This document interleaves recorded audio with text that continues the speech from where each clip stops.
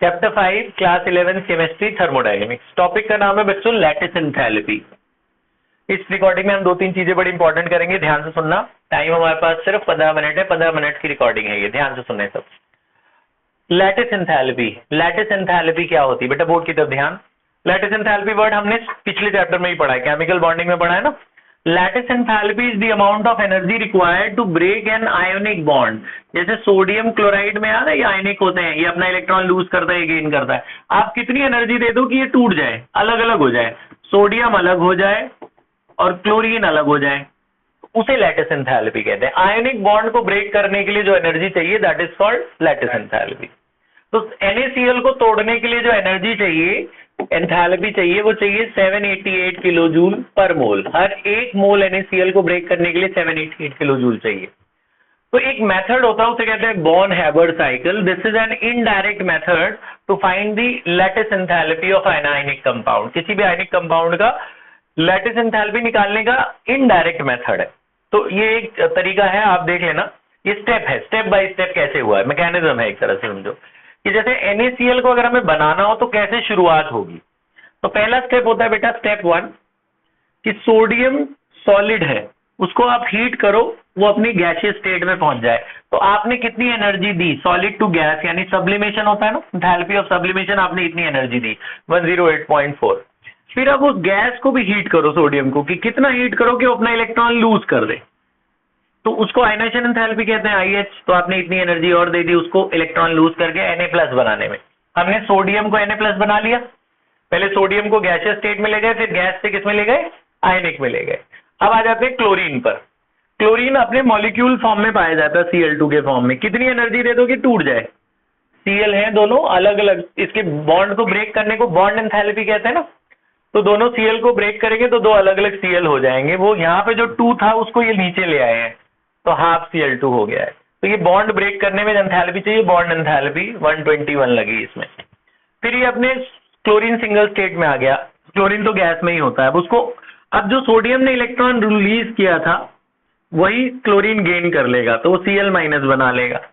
अब यहाँ पे Na+ बन चुका है, यहाँ Cl- बन चुका है। ये दोनों आपके Na+ और Cl- ऐड होके NaCl बन जाएंगे। इस दौरान इतनी एनर्जी लगी। तो इन सबको अगर हम ऐड कर दें इस पूरे प्रोसेस को, तो इसकी बॉन्ड एंथैल्पी 780 आ रही है, जो हमने एग्जांपल में पढ़ा था। तो ये इनडायरेक्ट मेथड है to find bond this lattice enthalpy of ionic compound. तो ये बॉर्न हैबर्ड साइकिल है। पहले सोडियम सॉलिड से गैस बनाना है, फिर गैस को हीट करना है कि इलेक्ट्रॉन लूज कर दे। फिर क्लोरीन मॉलिक्यूल नेचर में ऐसा पाया जाता है Cl2, उसको तोड़ोगे तो 2 Cl बन जाएंगे, उसमें इतनी एनर्जी लगेगी, इसकी डबल लगेगी, तो हाफ Cl में इसका आधा कर दिया उन्होंने, ठीक है। उसके बाद इसको इसने यहाँ से सोडियम से इलेक्ट्रॉन लिया तो Cl- हो गया, फिर ये Cl- और Na+ ऐड करेंगे, इतना आएगा। इन सबका सम 0 होता है, तो उनको ऐड करके जब निकालेंगे तो 788 आएगा NaCl का लैटिस एंथैल्पी। फिर बेटा जो टॉपिक है हमारा वो है हाइड्रेशन एंथैल्पी। अगला टॉपिक है हाइड्रेशन एंथैल्पी। हाइड्रेशन एंथैल्पी क्या होता है? हाइड्रेशन मतलब वाटर। किसी भी सब्सटेंस को जब पानी में डालते हैं तो उसमें से कुछ एनर्जी रिलीज होती है, तो उस एनर्जी को हाइड्रेशन एंथैल्पी कहते हैं, ठीक है। किसी भी सब्सटेंस, जैसे NaCl को, नमक को जब तुम पानी में डालो उसमें से भी एनर्जी निकलती है। तो आपने लिखा कि NaCl को जब पानी में डालोगे तो इसकी जो हाइड्रेशन एंथैल्पी HYD कहते हैं शॉर्ट फॉर्म में, वो कुछ 784 किलो जूल निकल रही है, -784 किलो जूल निकल रही है हाइड्रेशन एंथैल्पी। माने नमक को जब तुम पानी में डालोगे तो -784 किलो जूल पर मोल निकलती है एनर्जी। फिर एक टॉपिक है बेटा enthalpy of solution. Enthalpy of solution, नमक और पानी को घोल दो तो सॉल्यूशन है, it is a homogeneous mixture of solute and solvent. तो एंथैल्पी ऑफ सॉल्यूशन का मतलब किसी भी सोल्यूट को जब सॉल्वेंट में ऐड करते हैं, जब वो सॉल्यूशन बनता है तो उसमें से जो एनर्जी रिलीज होती है, टोटल एंथैल्पी, उसे एंथैल्पी ऑफ सॉल्यूशन कहते हैं। तो एंथैल्पी ऑफ सॉल्यूशन का ये फॉर्मूला होता है lattice enthalpy plus hydration enthalpy. Lattice enthalpy और हाइड्रेशन एंथैल्पी के सम को सॉल्यूशन वाला एंथैल्पी कहते हैं। जब आप नमक को पानी में डालोगे तो Na अलग हो जाता है, Cl अलग हो जाता है। तो अलग अलग करने में कितनी एनर्जी लगी थी? 788। फिर जब आपने पानी में डाला तो उसमें से एनर्जी रिलीज हुई, कितनी एनर्जी रिलीज हुई? 784। तो इसको इससे सब्ट्रैक्ट होकर टोटल एनर्जी कितनी आ रही है? 4। तो इसकी सोल्यूशन एंथैल्पी कितनी है? 4। तो solution enthalpy of NaCl is 4 kilojoule पर मोल। बात समझ में आई? वो जो आपने लाइन छोड़ी थी उसमें ये लिख लेना, ठीक है। फिर नया टॉपिक है बच्चों, नया टॉपिक है spontaneous process. Spontaneous process and entropy, ये दोनों रिलेटेड है। Entropy is denoted by S and what is spontaneous? Spontaneous का मतलब वो होता है जो अपने आप हो, कोई चीज बिना किसी की मदद के, आपने कोई हेल्प नहीं करी एक्सटर्नल, बिना किसी एक्सटर्नल एजेंसी के अपने आप होती जाए, उसे स्पॉन्टेनियस। जैसे सोडियम है, उसको आप केरोसिन में रखते हो, केरोसिन से बाहर निकालो, अपने आप जलने लग जाता है, आप तो नहीं जला रहे उसे। सोडियम अपने आप ही ऑक्सीजन के प्रेजेंस में अपने आप ही उसमें धुआं निकलने लग जाएगा सोडियम में, और जब वो सूख जाएगा केरोसिन तो पूरा जल जाएगा वो। तो आप तो नहीं जला रहे ना उसे, अपने आप हो रहा है वो। तो स्पॉन्टेनियस जो अपने आप होता रहा है बिना किसी की एक्सटर्नल एजेंसी की हेल्प के, जो अपने आप होता रहा है उसे स्पॉन्टेनियस कहते हैं। अब उसका इससे क्या लेना देना है एंट्रोपी से? एंट्रोपी क्या होता है? एंट्रोपी इज कॉल्ड रैंडमनेस और डिसऑर्डरनेस। रैंडमनेस और डिसऑर्डरनेस मतलब इसका क्या है? जैसे तुम लोग क्लास में बैठे हुए हो, तुम अरेंज्ड हो, अभी तुम सीट्स पे अपनी इस तरह से बैठे हुए हो, अरेंज्ड हो के रोज में बैठे हुए हो, ठीक है। क्लास से तुम बाहर गए, कोई इधर चला जाएगा, कोई उधर चला जाएगा, कोई यहाँ कोई वहां, ऐसे अलग अलग चले जाओगे ना, सब अलग अलग फैल जाओगे सब। तो पहले आप अरेंज्ड हो, पहले आपका एक फिक्स ऑर्डर है, आप रोज में बैठे हुए हो। उसके बाद जब आप बाहर निकले तो आपका ऑर्डर बिखर गया, आप इधर उधर चले गए। इसे कहते हैं एंट्रोपी। जितना रैंडमनेस बढ़ेगा, डिसऑर्डरनेस बढ़ेगा, उसे एंट्रोपी कहते हैं। तो इससे इस तक जाने में एंट्रोपी बढ़ गई। जितना आपका ऑर्डर खराब होगा उतनी एंट्रोपी पॉजिटिव मानी जाएगी, उतना एंट्रोपी का मतलब रैंडमनेस बढ़ना। जैसे सॉलिड है, आइस है, ये आइस है, आइस में सारे मॉलिक्यूल पास पास रहते हैं, वो सॉलिड होता है। आपने उसको पिघला दिया, वो क्या बन गया? वाटर। वाटर हो गया तो मॉलिक्यूल दूर दूर हो गए, तो रैंडमनेस बढ़ गया। तो जितना रैंडमनेस बढ़ता है उतना एंट्रोपी बढ़ता है। एंट्रोपी का मतलब रैंडमनेस, डिसऑर्डरनेस। तो आइस से जब H2O सॉलिड से H2O लिक्विड बनता है, आपसे ऐसे पूछेंगे, ऐसे दे देंगे, बोलेंगे बताओ what is the sign of entropy? तो आप बोलोगे entropy is positive, delta S, change in entropy is positive. Order पहले था, ऑर्डर खराब हो जाना मतलब एंट्रोपी पॉजिटिव हो जाना, ठीक है। और अगर मैं पानी को बर्फ बना दूं तो एंट्रोपी नेगेटिव। अगर H2O लिक्विड से H2O सॉलिड हो गया, उल्टा काम हो रहा है। पहले रैंडम था, आपने उसे अरेंज कर दिया, तो आप बोलेंगे एंट्रोपी का साइन बनाओ, तो आप बोलोगे एंट्रोपी इज नेगेटिव। तो जितना रैंडमनेस बढ़ता है उतना एंट्रोपी बढ़ती है। जितना रैंडमनेस वापस आएगा, अरेंजमेंट बढ़ेगी, तो एंट्रोपी नेगेटिव मानी जाएगी, ठीक है। आपसे पूछा जाए, ये बताओ कैल्शियम कार्बोनेट था, आपने उसे हीट किया, कैल्शियम ऑक्साइड और कार्बन डाइऑक्साइड बन गए। बताओ what is the sign of entropy? Positive की नेगेटिव? पॉजिटिव। पहले कैल्शियम कार्बोनेट पत्थर था ना, आपने इसे हीट कर दिया, गैस बन गई, लाइम बन गया, अलग अलग हो गए ना, दूर दूर हो गए ना। तो जब रिएक्टेंट से प्रोडक्ट्स बनते हैं तो एंट्रोपी पॉजिटिव होती है, बहुत सारे। जब रैंडमनेस बढ़ता है तो एंट्रोपी क्या होगी? पॉजिटिव। रैंडमनेस कम होगा तो क्या होगी? Entropy negative.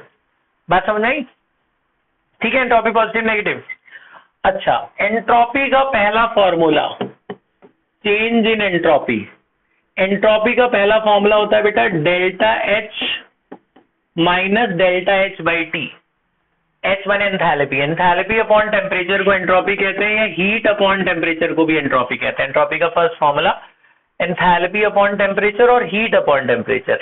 एंट्रोपी का second formula total entropy of any thermodynamical system, total entropy is equals to entropy of system plus entropy of surrounding। System और सराउंडिंग के एंट्रोपी के टोटल को टोटल एंट्रोपी कहते हैं। इससे पता क्या चलता है? टोटल एंट्रोपी निकालते क्यों है, मैं आपको बता रहा हूं। 3 केस याद रखना, ये भी बाद में आप लिख लेना। टोटल एंट्रोपी निकालने का मतलब क्या है? अगर किसी का, तो हमें बोलते हैं, वो एक रिएक्शन देंगे, आपको बोलेंगे बताओ ये रिएक्शन स्पॉन्टेनियस है कि नॉन स्पॉन्टेनियस, मतलब अपने आप चल रही है कि कोई मदद कर रहा है उसकी, अपने आप चल रही है मतलब स्पॉन्टेनियस। तो कैसे पता चलता है? एंट्रोपी के साइन से पता चलता है। अगर एंट्रोपी पॉजिटिव है तो रिएक्शन स्पॉन्टेनियस है, तो प्रोसेस स्पॉन्टेनियस है। अगर वो, तो आपको टोटल एंट्रोपी निकालनी पड़ेगी। अगर इसका आंसर आपका प्लस में आ रहा है, जैसे प्लस 5000 आ गया, तो आप बोलोगे स्पॉन्टेनियस है, अपने आप चल रही है। अगर आपका एंट्रोपी, टोटल एंट्रोपी नेगेटिव आ रहा है, इसका मतलब नॉन स्पॉन्टेनियस है, अपने आप नहीं चल रही, हेल्प करना पड़ रहा है इसे। और ऐसा भी हो सकता है कि टोटल एंट्रोपी 0 आ जाए, सिस्टम और सराउंडिंग की इक्वल हो माइनस में, तो टोटल एंट्रोपी 0 भी आ सकती है। तो आप बोलोगे रिएक्शन इक्विलिब्रियम में है। इक्विलिब्रियम का मतलब होता है जितनी तेज आगे जा रही है उतनी तेज पीछे भी आ रही है। फॉरवर्ड रिएक्शन और बैकवर्ड रिएक्शन का रेट सेम है, उसे इक्विलिब्रियम कहते हैं। तो ये टोटल एंट्रोपी का 3 कंडीशन है। एंट्रोपी पॉजिटिव हो सकती है, नेगेटिव हो सकती है, 0 हो सकती है। आपसे बोलेंगे बताओ स्पॉन्टेनियस है कि नहीं है, तो आपको पहले सिस्टम का और सराउंडिंग का निकालना पड़ेगा टोटल एंट्रोपी, और निकाल के ऐड करना पड़ेगा, देखना है प्लस है कि माइनस है कि 0 है। प्लस है तो स्पॉन्टेनियस, माइनस है तो नॉन स्पॉन्टेनियस, और अदरवाइज इक्विलिब्रियम में। बात समझ में आई? एक मैं आपको क्वेश्चन करके दिखा देता हूं। देखो, जैसे इन्होंने एक रिएक्शन दी, A plus B gives C, कोई भी एक रिएक्शन है ये, A plus B gives C। इसमें जो एंथैल्पी चेंज हुआ वो हुआ -500 किलो जूल पर मोल, ठीक है जी। और टेम्परेचर था एट 27 डिग्री सेल्सियस, ठीक है। और इसमें जो एंथैल्पी रिलीज हुई इतनी थी, और enthalpy of this system is 700 kilo joule per mole. मुझे चेक करना है कि ये स्पॉन्टेनियस होगा कि नॉन स्पॉन्टेनियस होगा। तो पहले आप डेल्टा एस निकालोगे। ये जो इसमें से एंथैल्पी निकलेगी वो कहाँ जाएगी? हवा में जाएगी, सराउंडिंग में जाएगी। तो आप जो इस फॉर्मूले से निकालोगे वो सराउंडिंग की निकालोगे। तो डेल्टा, आप पहले डेल्टा एस निकालोगे सराउंडिंग की। सराउंडिंग का फॉर्मूला क्या होता है? Minus delta H upon T. Delta H कितना दे रखा है? 500 माइनस 500, कितने टेम्परेचर पर? इसको केल्विन में बदलना पड़ेगा। तो 300 डिग्री सेल्सियस, 273 जोड़ोगे तो 300 डिग्री केल्विन आ जाएगा। तो अपॉन 300 कर देंगे, 2 0 कट गया, ये माइनस माइनस प्लस हो गया, 5/3 हो गया। ये 5/3 का मतलब कितना होता है? 1.66। ये सराउंडिंग का आ गया। अब टोटल निकाल लोगे, टोटल किसके बराबर होता है? System plus surrounding, system plus surrounding. Surrounding का आपने निकाल ही लिया 1.66, सिस्टम का उसने दे ही रखा है, कितना दे रखा है? 700। तो 701.66 प्लस में आ रहा है कि माइनस में? प्लस में आ रहा है, तो क्या होगा? स्पॉन्टेनियस, बस। तो आप लोग जो, so it is a spontaneous process, अपने आप चल रहा है, बस ये करना है। आया समझ में? आपको 2 टाइप के क्वेश्चन करने हैं अभी आज। पहला, आपको मैं प्रोसेस दूंगा, आपको बताना है कि जी एंट्रोपी का साइन क्या है। तो आप देख लेना, अगर रैंडमनेस बढ़ रहा है तो एंट्रोपी पॉजिटिव, रैंडमनेस कम हो रहा है तो एंट्रोपी नेगेटिव। एक तो ये क्वेश्चन करना है। दूसरा, आपको ऐसा टाइप का क्वेश्चन करना है, ये नोट नहीं करना, फॉर्मूला लिख लो ये सब, और ये एंथैल्पी ऑफ सॉल्यूशन का फॉर्मूला लिख लो। मैं आपको बता रहा हूँ आपको 2 क्वेश्चन कौन से करने हैं। पॉज कर ले बेटा।